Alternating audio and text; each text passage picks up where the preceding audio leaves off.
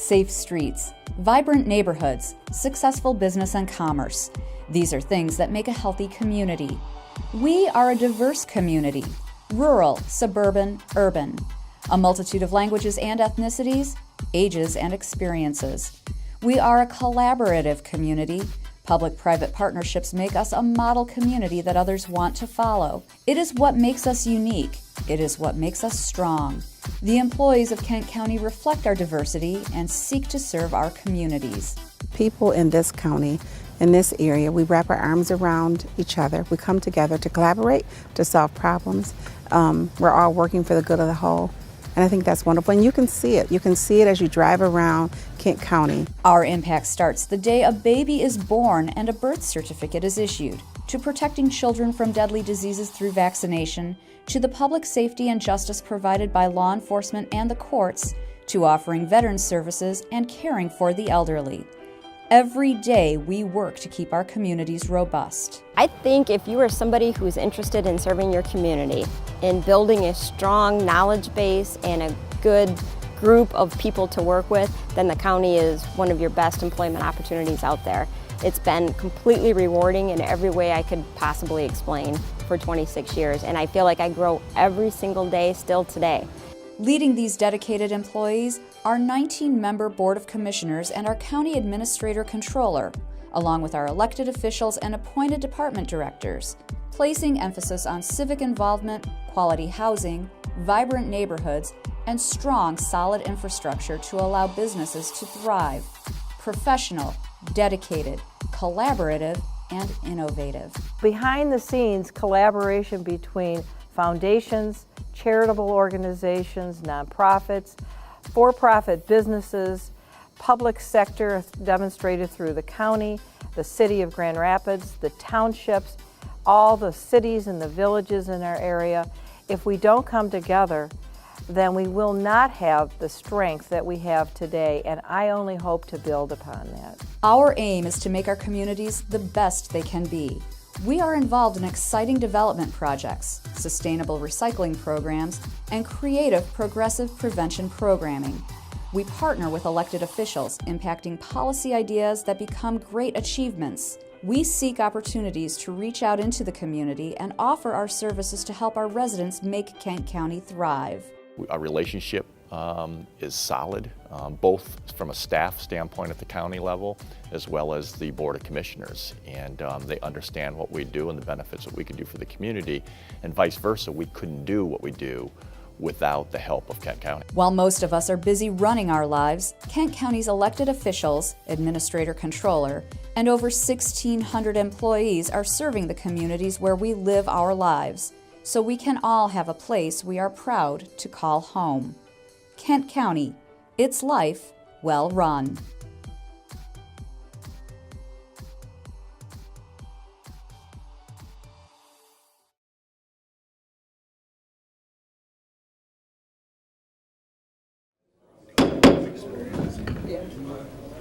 All right, it's 8:30, folks. Does this happen every day, 8:30? 8:30 comes twice a day. Good morning and welcome. Finance Physical Resource Committee. It's April 19th, it's 8:30 in the morning, and we will begin with public comment. Anyone in the audience care to comment? State your name, address, date of birth, so we can send you a card. And you have 5 minutes? 5 minutes. Okay. Please. Thank you. Let's see. Name, Peter D'Arienzo. I'm the CEO of the John Ball Zoo. Address, I live in Granville. Birthday, May 17th. Favorite color, green. Thanks for giving us some time to start off with some public comments. And we appreciate the support from the county and how far we've come with our millage proposal. And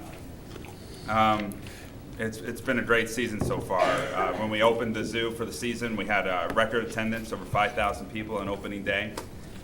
This last weekend, we set some new records. We did almost 7,000 people on Saturday and 6,000 people on Sunday. So it's been quite a whirlwind. It's been great. And from the beginning, we want to be sensitive and to listen to the citizens of Kent County as we put together our millage proposal. And the focus groups and the polling has been overwhelmingly positive. And what we're also hearing is that the citizens would be more receptive to a 10-year millage versus a 15-year millage. Both are strong cases, but we just want to show that we're listening to the citizens. And so we'd like to propose a 10-year time span versus a 15-year time span. Both of these time spans, the 10-year time span allows us to accomplish the same goals, to create 2 financially sustainable organizations. They'll allow us to continue to drive attendance, work on deferred maintenance, maintain the park, build new exhibits, et cetera. So I'd like to turn it over to Dale if there's any comments. Thank you. Thank you. My name is Dale Roberts. I'm president of the Grand Rapids Public Museum. I'm happy to be here with my partner, Peter. The museum and the zoo are working together on this millage. I'd like to take just a second for a little bit of an aside here, if I may. I've lived here since 1999, so I'm not a long-time resident as many of you are, but I would submit that one of the uniquenesses of West Michigan and Kent County is the cooperative spirit and nature that really permeates the entire culture. And an example is how well we cooperate and work together with the John Ball Zoo. Peter mentioned they are setting attendance records. We are too, frankly, this last few weeks with our Robot Zoo exhibit, 25,000 over spring break. But the cool part is the John Ball Zoo brought over some animals during portions of those times to enhance that experience for our visitors, and that's a tangible example, I would argue, of just the cooperative nature here. Do we compete? Yeah, we compete against the couch. All right. I want you to go to the zoo. I want you to come to the museum. I want you to go to places downtown. And this millage for us together is a way that we work to ensure our long-term sustainability so that we know that we can continue to serve folks. In this digital age, people are craving a real experience, and we are those 2 premier publicly owned institutions that provide that experience for families in West Michigan. And so we are together on this millage. As Peter said, we've listened to you. We continue to listen to the public, and have come to believe through this ongoing process, making sure we're listening and we're learning, that moving the millage amount from 15 to 10 years would be in the best interest overall, and would ideally lead to a favorable outcome should we be afforded the opportunity to be on the ballot in November. So that is our request to you today on behalf of both, that you would consider that amendment. Okay, thank you very much. You guys are going to hang around a little bit? Yes. Yep. Okay, so if we have some questions when we get to that part of the agenda, we might have an opportunity to ask you. Thank you. Thank you. Any other public comment this morning? There's none. So we'll go to the consent agenda. Items A through D. I need a motion to approve. So moved. Oops. Support? I'll support. Everybody's supporting. Questions? Anyone want to remove anything for further discussion? If not, all in favor say aye. Aye. Those opposed? Thank you. Now we'll go to item 3. Darrell, please. And I'll read as originally presented versus what we just heard this morning, and that's something that can be discussed during the course of this item. This is a request to recommend to the Board of Commissioners to authorize placement of a proposition on the November 8th, 2016 general election ballot for a dedicated millage for the John Ball Zoo and Grand Rapids Public Museum. John Ball Zoo, Inc. and the Grand Rapids Public Museum have submitted a joint request for consideration of a 0.44 mil property tax levy, the proceeds of which would be split equally between the 2 entities and used by each organization to fund operations and capital projects. The length of the proposed levy is as originally anticipated, 15 years. The zoo and museum are both publicly owned institutions, collectively serving more than 800,000 visitors each year.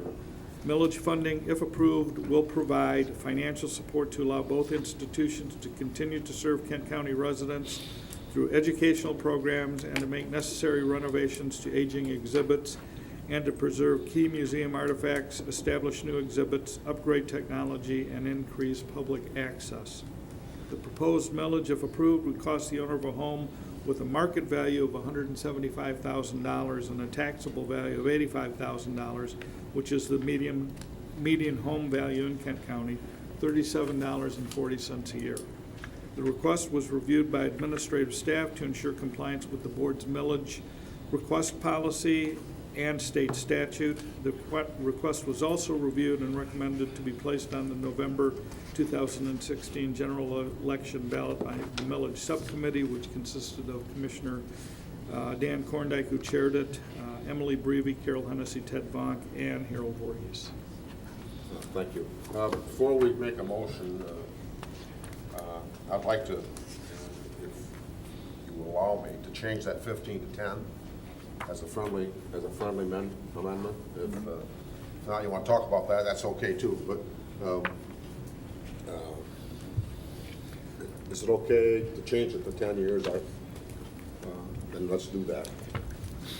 Okay, now. I would move the motion as amended. I'll support. Okay. It's not been amended because we just changed it before we. Yeah. Okay. But The motion was made with 10 years. with 10 years, it's supported by 10 years. Yep. Thank you very much. All right. Okay, questions? Please. So I'll just throw a brief comment in here with knowledge that my wife still has a few hours to file to run against me for this seat. But in just reviewing this, both of these organizations, I think very highly of. Coleman family is members of both and has been for a long time. And in the last couple of weeks, we've actually been to both of these institutions. They're really great community assets. When it comes to the tax increase question, the way that I personally assess whether or not we should raise taxes is, one, is there an urgent and unforeseen need? Or two, has something structurally changed about government that would merit a tax increase? My assessment in this case is neither of those things are true, so I won't be supporting the millage. However, I will continue to support both organizations. Thank you. Anyone else? David? What?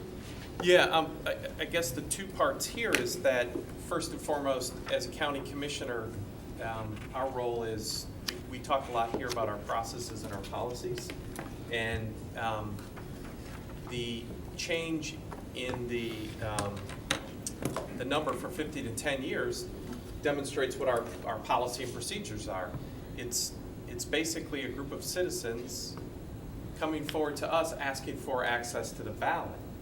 And our job is to make sure they're doing their work, which they've done. And again, we're not changing it from 15 to 10 because we think it's 10. They asked us to do that because they continue to listen to the community. Both organizations have listened to the community for decades and have intensely listened to the community for the past few years, where they've brought to us this need. My bar is a little bit less than Commissioner Coleman's on getting to the taxpayers' questions about increasing revenue. And so, I mean, with purely my commissioner hat on, they've more than met our policies, procedures, and done way beyond due diligence to bring this to voters. My whatever hat, we used to be zoo members. I don't think we were ever museum members, but hung out at both institutions a lot when my kids were small. To me, the important thing is both of these organizations are publicly owned, as was noted. And I don't believe public is a four-letter word. And these are two assets that there has been huge structural changes in the last 20 years. I think that has been shown by both organizations in how the zoo with Commissioner Voorhees and Commissioner Hennessy helped turn the zoo from what it was to now an authority. The museum, its structure being, way too many years old, and yeah, just without getting in too far in the weeds, to simply say, both organizations aren't going to rest on their laurels. This is going to help them springboard into more fundraising, more community engagement, more sponsorship recruitment. So this sets both organizations up for a generation of growth where they've had a generation of getting beat up. I'll just leave it at that. So again, I commend both organizations for their beyond due diligence and excited about the prospects with that hat on. So I'll leave it at that. So thank you, Chair. You have another hat you want to talk about? I don't. So, but I would. No, never mind. Anyone else? Dan, please. Thank you, Chair Van Mullen. I'll take the other side of Mr. Bukowski. Somewhere in this gets lost is the burden on taxpayers.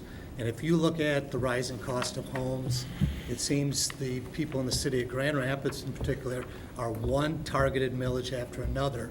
And that dream of buying a single-family home and being able to make the mortgage payments and make the property taxes, we've got to have a conversation on what is it the role of the taxpayers and why is it the taxpayers are always being asked for targeted millages.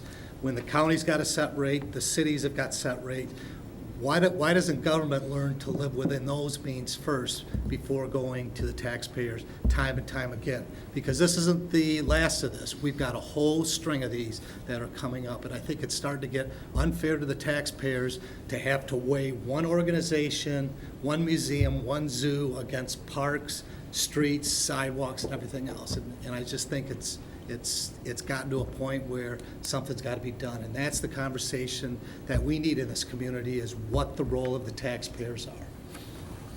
Okay, thank you. Anyone else? Candace, please. Thank you, Chair. I live in the city of Grand Rapids, and I can completely agree with Commissioner Coleman and Commissioner Ponstein that my constituents are millage fatigued. We have the GRPS millage, we have the parks millage, we have the roads millage, etc. However, it is not my place to decide whether this needs to go on the ballot so that the taxpayers can decide whether they want to pay increased taxes. And it is not my place to say, oh, no, we can't put it on the ballot, because they have the choice and they have the right to get out and vote and say, yes, we support the museum, we support the zoo, and we have no problem paying more taxes, or no, we don't support them, and no, we're not going to pay more taxes. So I will support this measure, but I can completely agree with the millage fatigue that exists in my district. Thank you. Anyone else? Roger, please. Thanks, Mr. Chair. On page 4 of the, I guess the handout dated 3/23/16, I guess it's the overhead projector, or it's towards the back. Well, anyway, there's a slide that says benefits to Kent County residents, both the Public Museum and the John Ball Zoo, and it lists just a few things in there. Is that written in stone, or what are you, as a taxpayer, what are you going to give me for my tax money? I guess that's a direct question, and can anybody just respond to that, Dale, or? I get free group admissions for all, but what am I getting as a taxpayer if I vote for this .44 mils, I guess? Great question. I didn't speak for the zoo. And to answer your first question, is it written in stone? Yes and no. No, in the sense that as we've done our polling and our focus groups, we're getting feedback on what people are looking for. And we want to, assuming this passes and we move forward, we want to make sure we're listening to the people. So the nuances are with the zoo, people are asking, we want to make sure that animals are well cared for. And the zoo industry has transitioned from just providing food and shelter to providing food, shelter, and psychological well-being. But what would you get as a voter would be expanded exhibits, upgraded exhibits, new exhibits. For example, our strategic master plan, part of that is an expansion of the stingray exhibit so that we can show stingrays throughout the zoo season because they're temperature sensitive. Another example is where we want to redesign the front entryway. So there's, as you walk into the zoo, animals, you can get closer to animals by having them go overhead and these immersive exhibits. Another example would be as far as how to reach the citizens of Kent County. Zoos are also transitioning to that. Zoos are more about what they do within their four walls. Other zoos are growing to actually reach out into the community. And that's what's fundamentally changed in the zoo world, which requires additional financial needs to do that. So how do we reach kids within the county? How do we bring them to the zoo, and how do we go to them? And I have some exciting ideas for that, which is engaging kids in conservation, biology. How can we play a role within the community on providing access to what we have that is unique? I can go into greater detail if it wants. No, I do see that. Is there a senior discount program in place now? I think I'd qualify for that now. There is. We do have a tiered pricing structure based on your age, children, seniors, and it's also based on the time of year. For example, peak season has a higher price. If you go to the zoo right now, it's the cheapest time of the year to go. And Dale, you say maybe free parking for Kent County. How would you know who's a Kent County resident, who isn't at the museum, I guess? I'm not trying to get in the weeds. I just, how do you figure that stuff out with this? So when people come now, we ask for their zip code. They don't have to give us that. Okay. But, I mean, some of it will be on the honor system. Sure. You know, frankly. But it will say, are you a member of Kent, are you a resident of Kent County, and you would qualify, you get the parking voucher on the way out. Oh, okay. That kind of a thing. So yeah, we would, that would be our plan. I agree with Peter, and we continue to do more conversations. So are they written in stone? Yes, no.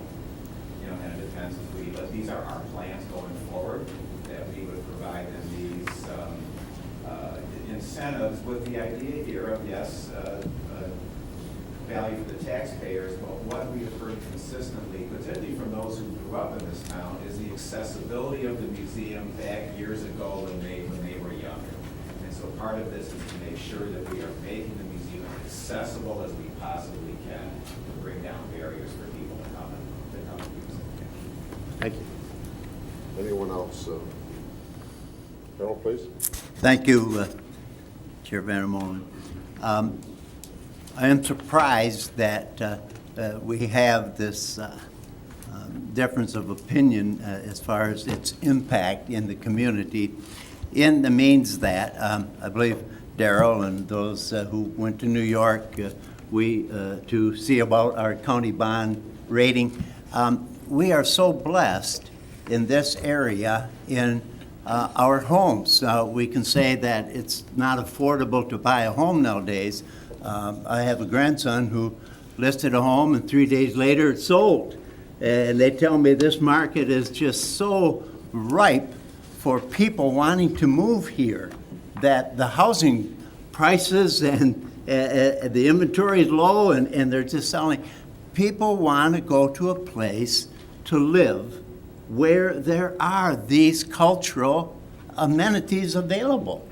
And we look at the one big one that landed out in Emily Breevy's district. The guy liked the cultural impact of this area. And we, as a community, want to make sure we maintain and grow that. I was so excited about that I had the opportunity when Commissioner Steensma, the board chair then, her and I served on the committee to take this action of moving the zoo from the county into a non-governmental entity so that it could be freestanding with a committed amount of resources to do the things that they are commissioned to do and have been doing so well. And this is another step in that opportunity, not for people to say, I want to purchase more government with my taxes. I want to purchase this cultural entity that is West Michigan, and I want to vote. I want the opportunity to say, I support this, and I want to make sure that that's what I purchase. We are so blessed that when we walk into a grocery store in America, to see all the goods and all the choices that we have in what to buy. So it should be as well in the taxing opportunities that we would present to people.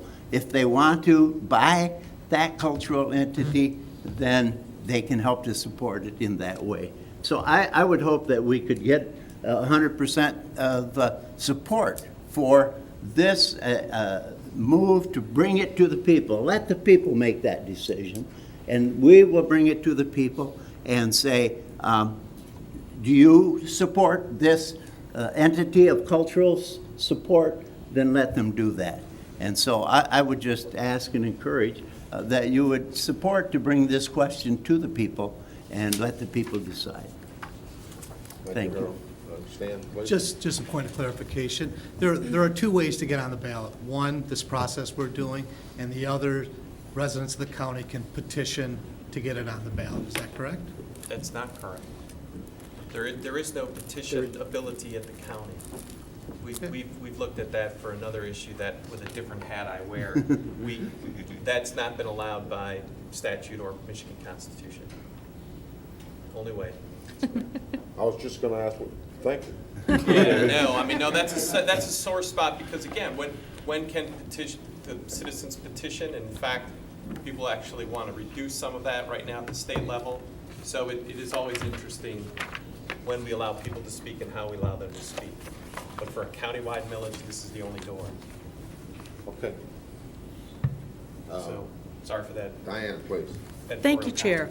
I just wanted to clarify, in our packet, in addition to the millage language, there is a letter that was sent to our chair, Jim Saulfeld, and on pages 3 and 4 of that letter, it very, in much detail, describes the description of purpose of the millage for the zoo and the museum.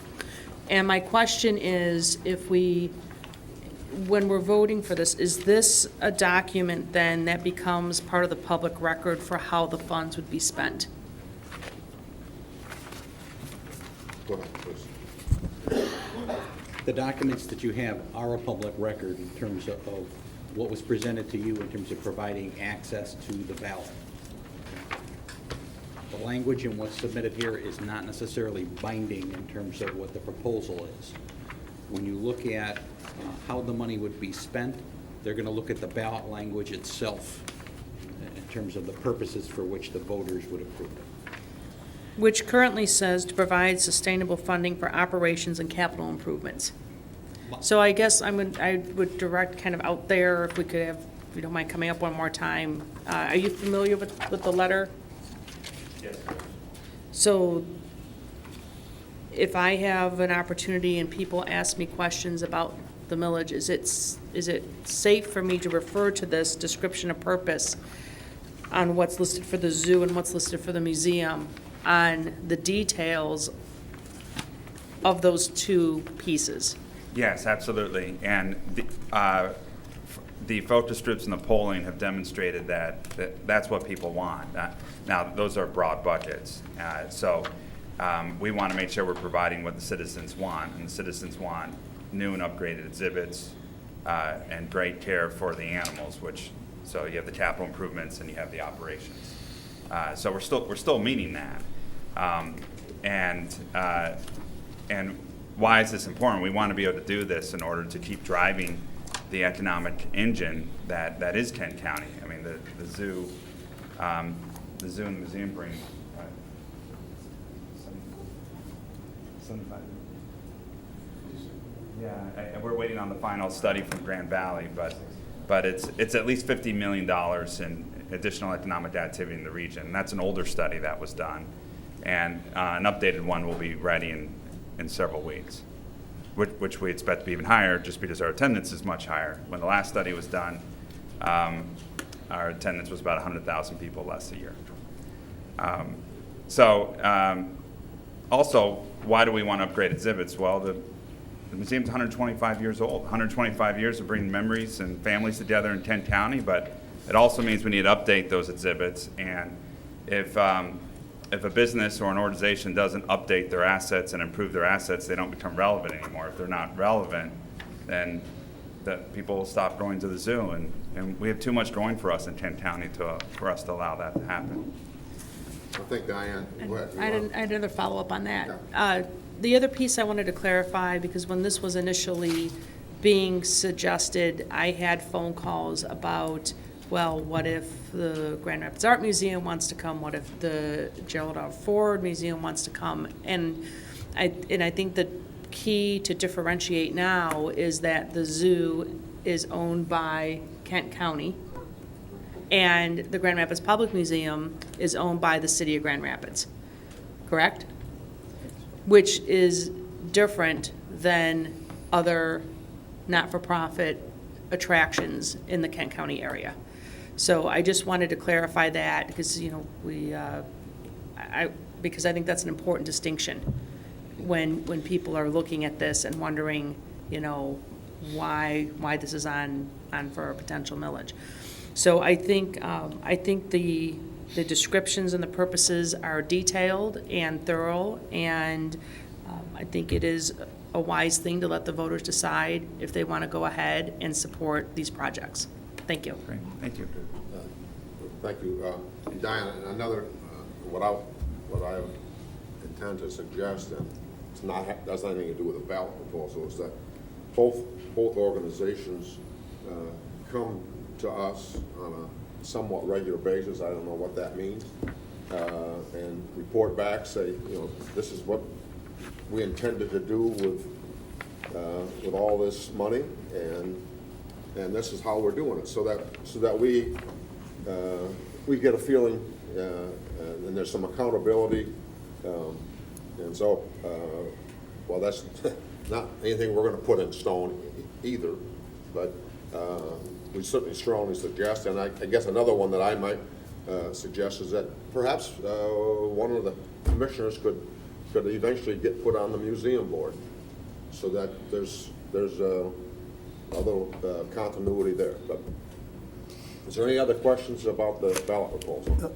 Maybe to that point, Dale, that has been brought up, and I think that is part of the understanding that the county will have representation on the museum board. All right.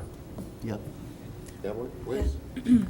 I think this is a good opportunity for us to support this. You know, this ballot proposal was brought to us, you know, by the community, like we've talked about, and both are great assets to our community and will definitely enhance further down the road. So I, you know, feel comfortable bringing this issue to the voters, letting them decide, you know, how they would like their money to be spent. Okay. Anyone else? If not, all those in favor say aye. Aye. Those opposed? Aye. Motion carries. And I'd like to say, you can put, well, I'm a lame duck here, but I'll be happy to support both the millage proposal, and you can put my name on your list. And it's worth exactly what you're paying for. Okay, let's go to item 4. This is a request to recommend to the board to accept and appropriate $93,080 in funding from Network 180 to the 2016 Health Fund budget, and to authorize the board chair to execute the grant agreement and approve grant extensions and changes within 15% of the original award. The Health Department has received notice from Network 180 that funding of $93,080 is available to develop innovative strategies for enhancing recovery-oriented services that are consistent with the requirements of the Substance Abuse Prevention and Treatment Block Grant and the Michigan Department of Health and Human Services strategic priorities. The grant will cover costs to create a user-friendly website and an accompanying marketing campaign that assists in the navigation of substance use treatment and recovery support services throughout West Michigan and prevent the development of new substance abuse disorders. The website will target individuals directly impacted by a substance abuse disorder, as well as medical and social service professionals that make substance abuse and recovery support referrals.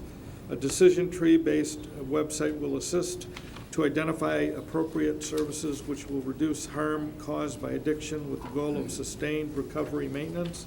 The $93,000 in grant funds will be used to support contractual work to develop the website, a marketing campaign, a .08 full-time equivalent of existing health department staff, and indirect costs. The term of the grant is April 1, 2016 through September 30th, 2016. Need a motion to support? So moved. Support. Moved and supported. Questions? Just a specific one on the, website development contract for 43.5. Having previously been in that business, that's pretty solid budget for a website.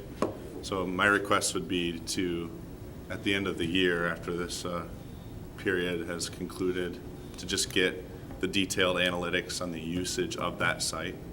If we could have that at the end of the year. Okay, thank you. Any other questions? David, please. Yeah, I mean, based on that, I mean, the issue is if the 43.5 is to build the website, from my perspective, it's the content on the website that's going to make it valuable. So is it, you know, how much staff time and energy is related to building that out in the sense of what are those referral sources, funding that marries that so it's going to be interactive and guide people to services. This, it sounds like we're building a website and going to point people at it, but Yes, that costs a lot. Yes, there's a marketing campaign that goes along with this, and part of the dollars from this grant will be used to work with the Substance Use Disorder Community Health Improvement Plan Work Group. Part of the community health needs assessment that was conducted through Healthy Canton Health Department and many community partners earlier this year identified this as an area of need. So some of those contractual dollars, some of that is to go to build the website. Some of the dollars will also go to Recovery Allies of West Michigan and Red Project to work with the community health needs assessment substance use disorder work team, and they'll be creating decision trees, and the website will target both medical service providers, human service providers, and individuals seeking recovery and support services. So the website will be more decision trees to kind of guide people where they need to go. And some of the research that's been done already has shown that there's not a website in Kent County that includes all types of recovery support services. Most agencies offer specific things as symptom management or treatment. So this website will be more user-friendly in those terms to really guide users where to go. Okay. I mean, sure. I get that part of it. However, you know, having been part of such ventures with smaller trees, it's a huge staff effort to collect that data and keep that data and information up to date. Is that somewhere else in the project, in the budget? Okay. People are doing it in kind. You know, again, that to me is the heaviest lift. Yes. Is the content. It's great then to spend $30,000 to direct people to it and to spend $45,000 to build the website, but it's the content. Yes, exactly. And the content with the Community Health Improvement Plan Substance Use Disorder Work Group, this group is, that plan is a 3-year plan, so part of that plan that they're developing is the sustainability of the website, is making sure that the content is up to date and has the most current information on there. There's also a sustainability plan between Recovery Allies of West Michigan and Red Project because they're nonprofit organizations, and they're able to throughout the next 2 years create a donor base that would help maintain the website and also the resources to keep the content up to date. And I would add to that Network 180 also recognizes the need for a sustainability plan and that future prevention dollars they receive might be focused to that as well. Right there. Okay. Thank you. Any other questions? Not all those in favor say aye. Aye. Opposed? Thank you. Item 5, please, Darrell. Yes.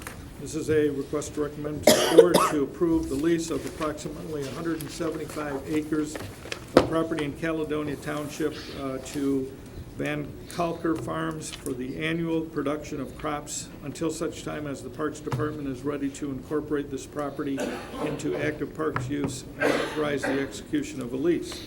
The county owns certain property in Alaska or Caledonia Township that was acquired for future park expansion and has leased the property for a number of years. Until park expansion is undertaken, it is desired that the property be maintained and appropriately utilized. The property historically has been farmed. Quotes were solicited from farmers interested in using the property for this purpose. Van Kalker Farms submitted a quote and is willing to pay the county $150 per acre annually to farm field crops, maintain the property using generally accepted agricultural practices, and indemnify the county from any liability arising from its use of the property. Rent will be due after crop harvest, but no later than December 31st of each year. A lease between Van Kalker Farms and the county has been drafted for 2016 and 2017. The lease also allows subsequent annual renewal upon mutual agreement. The lease will be executed by the county administrator or his designee on behalf of the county. The lease has been reviewed and approved as to form by Assistant Corporate Counsel. So moved. Support. Moved and supported. Question? Thank you, Chair. Not so much a question, but just a comment.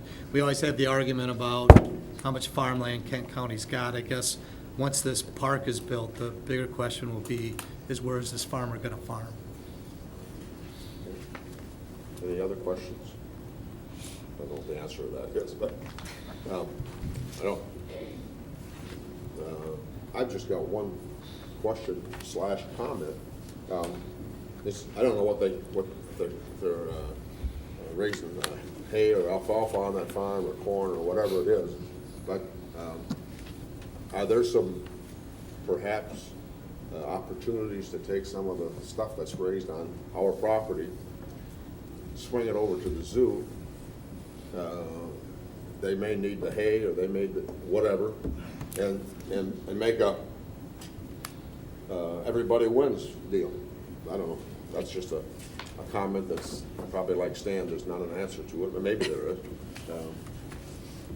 Could we at least think about that sometime in the future? I don't know. Any other comments, questions? All those in favor say aye. Aye. Opposed? Next item is miscellaneous. Is there any miscellaneous? Diane, please. Thank you, Chair. After this meeting, the MPP is going to, the subcommittee is going to meet in room 311, not room 3A. So I just wanted to clarify that, and we will do that immediately following the adjournment of the Finance Committee meeting. Thank you. Thank you. Anything else? Anyone? We're adjourned.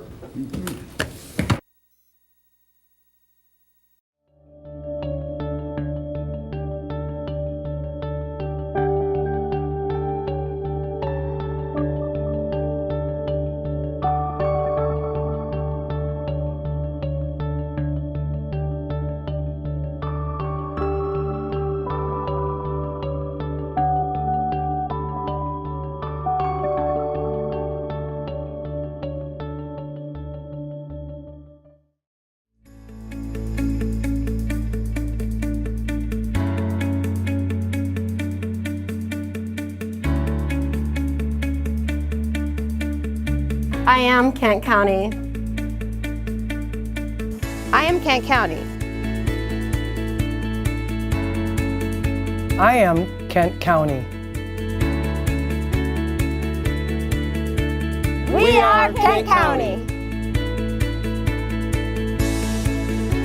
We are Kent County. We are Kent County.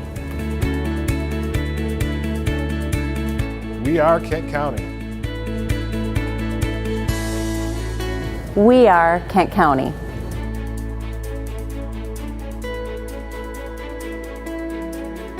We are Kent County.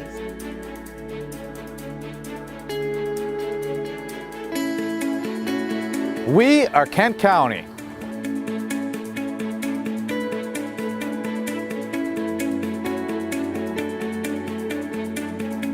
Bayard, Kent County.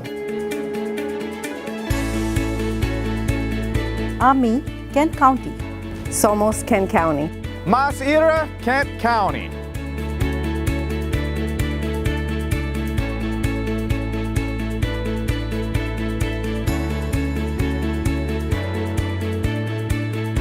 We are Kent County. We are Kent County. We are Kent County. Oh yeah.